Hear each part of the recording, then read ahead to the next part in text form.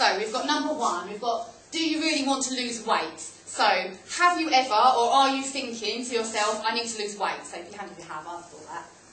Most people have thought that. So, my question to you is, what do you really mean by you want to lose weight?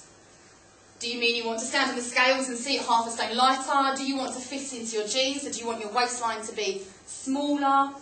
Do you want, do you want to reduce your body fat? What do you want out of that? Because weight is a very broad thing that doesn't necessarily make sense as such.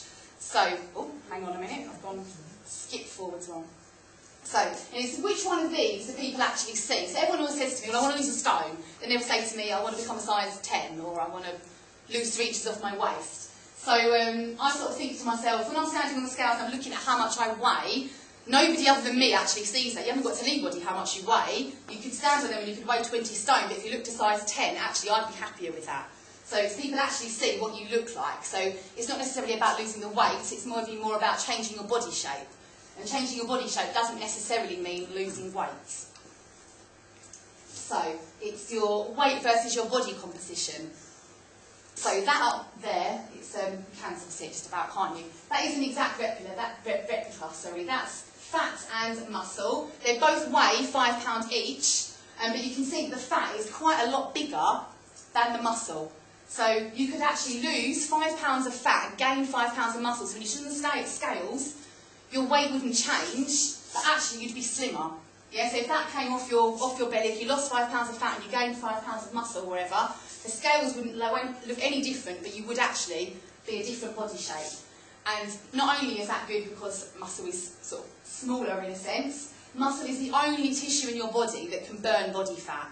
So fat doesn't burn fat, your skin doesn't burn fat, your internal organs don't burn fat, but muscle actually burns fat. So having more muscle in effect would speed up your metabolism.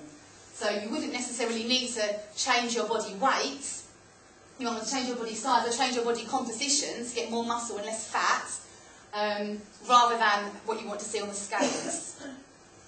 So I don't know if you can read that up there. I do quite like that cartoon that I saw. In that bubble, it's got, I wish to be thinner than all my friends on her birthday.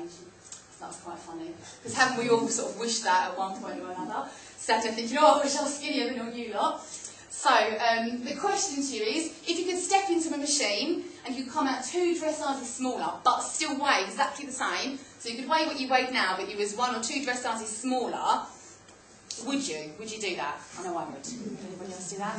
Yeah? Excellent. So it's not necessarily about weight, it's more about your body size. And you go, or would you rather weigh less and look the same? Would you rather stand on the scales and think, yes, I'm only 9 stone or 10 stone now, but actually you look exactly the same?